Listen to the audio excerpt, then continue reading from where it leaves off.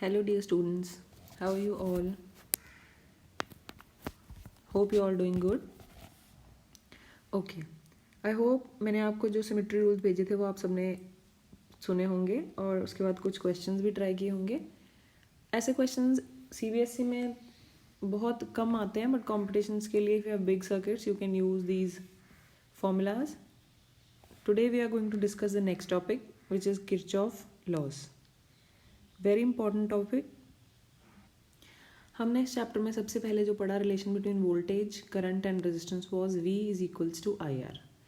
But Ohm's law is applicable only for simple circuits. जो Ohm's law है वो सिर्फ सिंपल सर्किट्स के लिए एप्लीकेबल है, यानी जिसमें हमारे पास एक ही EMF हो और रेजिस्टेंसेज की कुछ वैल्यूज हों and you have some value of current, then you can apply Ohm's law. But Kirchhoff laws are used for complex circuits. Complex circuit means having different values of EMF, different values of currents and large number of resistances. Kirchhoff हमने 11th में black body radiation के बारे में पढ़ा था. That concept was also given by Kirchhoff. And in this case, Kirchhoff laws, we have two Kirchhoff laws. We'll discuss them one by one. First law, Kirchhoff's first law, also known as Kirchhoff का पहला law जो है उसको junction rule भी कहा जाता है. So remember the names. It is also known as junction rule और known as current law. So we'll remember it as KCL, Kirchhoff's current rule. Okay, ये एप्लीकेबल है दोनों open circuit as well as close circuits के लिए. तो ये open circuit में भी लगता है और ये क्लोज सर्किट में भी लगता है. ठीक है. And very commonly you are asked that on which laws of conservation are these laws based. First law और सेकंड लॉ, किरचॉफ के दो ही लॉ हैं. किरचॉफ का फर्स्ट लॉ बेस्ड है कंजर्वेशन ऑफ चार्ज पे. सो रिमेंबर दिस, ये based है चार्ज कंजर्वेशन पे. Now what is charge conservation? Charge can, जो है हमारे पास चार्ज, उसकी जो वैल्यू है वो बिफोर द रिएक्शन, और you can say charge can neither be created nor be destroyed. Charge will remain the same, okay, in a circuit. So the statement of Kirchhoff law is, so Kirchhoff's first law says that in an electrical circuit, किसी भी electrical circuit में चाहे वो open है चाहे वो close है, the algebraic sum of all the currents at a junction is zero. Now what is a junction? Junction means a common point जहाँ पे बहुत सारा करंट मीट कर रहा है in a complex circuit. So as you can see in this diagram, हमने एक junction बनाई है और I1, I2 और I3 क्या है जो करंट एंटर कर रहा है, and I4 and I5 is the amount of current which is leaving. Now according to this statement it says कि junction पे algebraic sum of all the currents is zero. So we'll mathematically write that summation E is equal to 0, or conventionally you can write I1 plus I2 plus I3. जितना भी current enter कर रहा होगा उसको हम लेंगे हमेशा positive. So the amount of current which is entering will be taken as positive, and the amount of current which is leaving the junction will be taken as negative. Means you will write minus I4, because I4 and I4 are the values of current जो leave कर रहे हैं, is equal to 0. So this is the statement of first law, that the amount of current entering should always be equal to amount of current leaving at a junction. यानी charge का कोई भी loss नहीं है, जितना charge enter कर रहा होगा उतना ही चार्ज लीव कर रहा होगा. So this is what first law is. Next and most important is Kirchhoff second law which includes first law also. इसमें जब हम क्वेश्चंस करते हैं तो फर्स्ट और सेकेंड लॉ दोनों यूज हो जाते हैं. तो किरचॉफ का जो सेकेंड लॉ है which is also known as loop law. Loop का मतलब एक close circuit, which means that this is applicable only for close surfaces. You will remember कि जो वोल्टेज रूल है वो सिर्फ और सिर्फ क्लोज सर्फेसिस पे लगता है. तो किरचॉफ के सेकेंड लॉ को हम वोल्टेज रूल या वोल्टेज लॉ भी कहते हैं. So you can remember it as KVL. हो जाएगा ना याद? ये तो हो जाएगा आसानी से, KVL. तो KVL means Kirchhoff voltage law. And again this is based on conservation of energy. ये कौन से कंजर्वेशन लॉ पे है? एनर्जी कंजर्वेशन के. You all know what is conservation of energy, that the energy can be transformed from one form to another. Now if this is applicable for closed surfaces only, तो हम एक closed surface बना लेते हैं. But first let me write the statement. Okay, now the statement says that the algebraic sum of all the potential drop and EMFs along a closed path in a network is 0, which means we'll write this as, या तो हम इसको लिख सकते हैं as summation delta V is equals to 0, यानी the algebraic sum of the difference in the potential in a closed circuit is 0, or you can write summation E is always equal to summation IR. अब ये energy conservation पे based कैसे है, हमने जितनी भी total EMF किसी भी सर्किट में दी, हमने यहाँ पे क्या लिखा है, हमने लिखा है we have written that the algebraic sum of all the potential drop, यानी हमने जितनी भी EMF एक क्लोज सर्किट में दी, हमें उतना ही वोल्टेज ड्रॉप अलग अलग रेजिस्टेंसेस के अक्रॉस मिल गया, विच मीन्स ये क्या है EMF, what is EMF? EMF is the work done to move the charge, and work done means energy. इसका मतलब हमने सेल से जितनी एनर्जी दी उतनी ही एनर्जी हमें अलग अलग रेजिस्टेंसेस के across in the form of voltage drop मिल गई, which means there is no loss of energy, so that is why it is based on conservation of energy. Now let me draw a diagram. Suppose this is cell 1, another cell, some resistances, ये हो गया resistance, यानी एक complex circuit जिसमें अलग अलग resistances के values हैं और डिफरेंट सेल्स हैं। लेट अस कंसिडर इसकी EMF है E1, इसकी EMF है E2, ये रेजिस्टेंस हो गई R1, let this be R2, let this be R3. Now how to solve these circuits and how to find the values? So we have some sign conventions which you will keep in mind. इन sign conventions को ध्यान से समझ लेना, otherwise you will not be able to solve the numericals of Kirchhoff law. तो हमारे पास, हमने मान लिया कि हमारे पास जो करंट है, लेट अस कंसिडर इसमें से जो करंट फ्लो कर रहा है वो है I1, इसमें से जो करंट फ्लो कर रहा है वो है I2। Now I1 and I2 collectively इस पॉइंट पे एंटर कर रहे हैं, so amount of current entering should be equal to amount of current leaving. तो हम यहाँ पे लिख देंगे I3, Kirchhoff's first law, so you'll write I1 plus I2 is equal to I3। Okay, इसको ध्यान से देखना। अब ये जो I1 करंट फ्लो कर रहा है और यहाँ से I2 फ्लो कर रहा है, थर्ड वाले में हो गया I3, बट ये I3 जब यहाँ जाएगा तो अगेन यहाँ क्या बन जाएगा I2, और इस वाले में दोबारा बन जाएगा I1। Now in this diagram you have how many loops?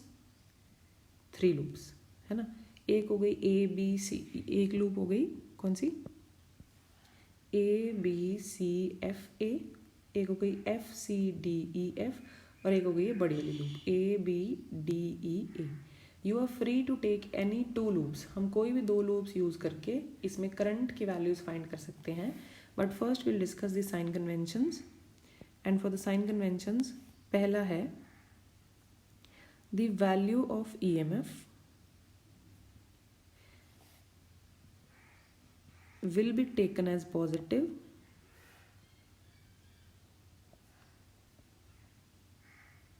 if while traversing this loop positive terminal comes first। हम डिस्कस करते हैं, पहले हम लिख लेते हैं। ओके, सो हमने फर्स्ट जो लिखा है वो उसका मतलब ये है कि अगर मेरे पास you are free to take any of the 2 loops, तो अगर सपोज मैंने लूप ले ली ABCFA, तो EMF की वैल्यू को पॉजिटिव हम तब लेंगे अगर हम लूप जो अगर हम ले लें, मतलब हमारी मर्जी, हम एंटी क्लॉकवाइज ले सकते हैं, क्लॉकवाइज भी ले सकते हैं। अगर पॉजिटिव टर्मिनल पहले आ जाता है तो EMF हम क्या ले लेंगे? पॉजिटिव। सपोज मैंने कौन सी लूप ली? सपोज मैंने लूप ले ली ABCFA। Suppose I have considered the loop in this order ABCFA। तो ABCFA लूप लेते वक्त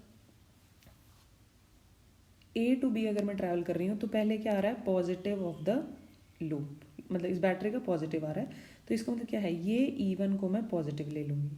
समझ में आया? इक्वेशन कैसे लिखनी है वो हम डिस्कस करते हैं। पहले फर्स्ट रूल क्या है? that the EMF will be taken as positive if while traversing a loop positive terminal comes first। ठीक है। और सेकंड क्या कहता है? अगर करंट भी उसी डायरेक्शन में है जिस डायरेक्शन में हमने लूप ली है तो current positive, otherwise negative. Now in this case as you move from A to B, current की डायरेक्शन हमारी डायरेक्शन के ऑपोजिट है, तो हम करंट को क्या ले लेंगे? Minus. Now will write the equations. So let us write, first we will consider the loop. हमने लूप ले लिया A B C F A. Voltage Kirchhoff second law is summation E is equal to summation IR, or you can write summation E plus summation IR is equal to 0. So we'll write the equation in this form only. अगर हम loop A B C F A में जा रहे हैं and positive comes first, then you'll write E1. अब जहाँ पे resistance होगी voltage drop तो वहीं होगा, है ना. तो हम क्या करेंगे, इसके क्रॉस करंट कितना है. इसके क्रॉस करंट की वैल्यू I1 है, but we are moving in this direction, पर करंट की डायरेक्शन उससे ऑपोजिट है. तो हम क्या लिखेंगे, we'll write minus I1 R1. Then we'll move and we'll see that the direction of current की direction अब वही है जिस direction में हम जा रहे हैं, C to F, and the current I2 is in the same direction. तो वो current क्या बन जाएगा, पॉजिटिव, यानी हम इसको लिखेंगे plus I2 R2. Now you can सी कि अब हम जब एक लूप में ट्रैवल कर रहे हैं तो negative of the battery comes first. So what we'll write minus E2, and अब आगे कोई रेजिस्टेंस नहीं है, लूप खत्म हो जाता है ए पे, तो ये बन गई हमारी equation. So this is equation 1. Similarly what we'll consider loop F C D E F. Now you can see positive of the EMF comes first, तो E2 minus I2 R2, then minus, क्योंकि I3 की direction opposite है, हम जा रहे हैं D to E, I3 R3, again no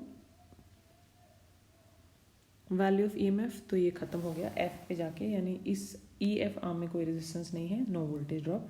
so we have this as equation 2.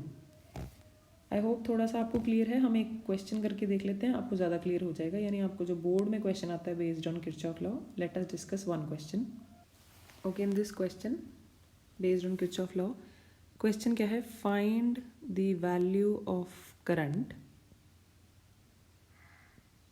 Through each cell. हर एक सेल में से करंट की वैल्यू फाइंड करनी है. उसके लिए हमें क्या करना पड़ेगा, पहले करंट की डायरेक्शन बनानी पड़ेगी. Now as you know, current always flows from high potential to low potential. Out of all these batteries 4 volt जो है वो maximum value of voltage है. तो हम कंसिडर करते हैं कि करंट फ्लो कर रहा है from this, let us name it as 3 because this is the third arm. उसमें से कुछ करंट चला जाएगा यहाँ पे, लेट अस कंसिडर I2, और बाकी करंट चला जाएगा यहाँ पे. सो ये हो गया I1. Now I1 will be the current flowing through this arm, okay, and I2 will be the current flowing through this, sorry, हमारे पास क्या हो गया, ये करंट जो है ये फ्लो कर रहा है. तो हमारे पास कलेक्टिवली 3 वैल्यूज करंट की हो गई, I3, I2 and I1. Okay, तो अगेन ये I2 करंट फ्लो कर जाएगा यहाँ से, I1 करंट फ्लो कर जाएगा यहाँ से, एंड कलेक्टिवली यहाँ पे आ जाएगा, और फिर से इस आर्म में I3 करंट फ्लो करेगा. यानी हम किरचॉफ का फर्स्ट रूल लगाएं तो हम लिख सकते हैं I3 amount of current entering is equal to amount of current leaving at a junction. So I3 is equals to I2 plus I1. Now you need to find these values of current, यानी हमें find क्या क्या करना है, हमें find करना है I1, हमें फाइंड करना है I2, और हमें फाइंड करना है I3. साइमल्टेनियस इक्वेशंस यूज करके हम फाइंड कर लेंगे. सो फर्स्ट वी हैव, सबसे पहले हम लूप ले लेते हैं, कंसिडर लूप. आप भी ट्राई करो मेरे साथ साथ. Consider the loop ABCFA. हमने सबसे पहले लूप ले ली ABCFA. सबसे पहले हम A2 भी जा रहे हैं, तो positive of the battery comes first, you will write 2. Then you will write the direction of current is same, जिस डायरेक्शन में हम जा रहे हैं तो हम लिखेंगे 4I1. फिर -3I2 because you are moving from C to F, but current की डायरेक्शन उससे ऑपोजिट है, and negative of the battery comes first, तो वो हो जाएगा -1. इसको फर्दर सिंप्लीफाई करके लिखें तो ये बन जाएगा 4I1 -3I2 is equal to -1. तो ये बन गई हमारे पास एक equation, name it as equation 1. Similarly हम सेकेंड लूप ले लेंगे. Second loop is loop FCDEF, और इस केस में हम क्या लिखेंगे, positive of the battery comes first, तो 1 वोल्ट प्लस का, फिर हमारे पास क्या है, करंट की डायरेक्शन वही है जिस डायरेक्शन में हम हैं, तो हम लिख देंगे 3I2. Then again plus 2I3 because the direction is from D to E और करंट भी फ्लो कर रहा है D से E. But negative of the battery comes first, will write -4 equal to 0. But in this case हम क्या करेंगे, हम I3 की जगह पे I1 प्लस I2 पुट कर देंगे. तो ये क्या बन जाएगा, 3I2 प्लस 2I3 की जगह आ गया I1 plus I2 and -3 equal to 0. On solving you will get 5I2. हम I1 वाली वैल्यू पहले लिख लेते हैं. तो क्या बन जाएगी, 2I1 plus 5I2 is equal to, you will get the value of 3. यहाँ पे आ गया हमारे पास 3. So this is equation number 2. ये हमारे पास आ गई इक्वेशन 2. अब ये दो इक्वेशंस को सॉल्व करना तो कोई बड़ी बात नहीं है, हमने 10th में साइमल्टेनियस इक्वेशन में इसको सॉल्व किया है. And when you will solve तो हम इसको लिख सकते हैं as 4I1 minus 3I2 is equal to -1, and multiplying equation 2 by 2 you will get 4I1 plus 10I2 is equal to 6. Now subtracting 2 from 1, हमारे पास ये क्या बन जाएगा, -13I2 is equal to -7, और you'll get I2 as 7/13 ampere. So we have obtained the value of I2. इस I2 को किसी भी इक्वेशन में, मान लो हम इस I2 को इस इक्वेशन में पुट कर देंगे तो हमें I1 की वैल्यू मिल जाएगी as 2/13 ampere and you'll get I3 as 9/13 ampere. So we have solved the equation. Now using Kirchhoff law, solve these two questions. First question में you need to find the value of current I1 and I2, and the second question find the current in 2 ohm resistance. Answers are, first case में I1 1/36 ampere और I2 4/9 ampere, और second वाले question में हमें find तो अलग अलग current करना है, पर क्वेश्चन इज 2 ओम में कितना करंट फ्लो करेगा, तो वो आपका आ जाएगा 3.5 एम्पियर. Okay, thank you.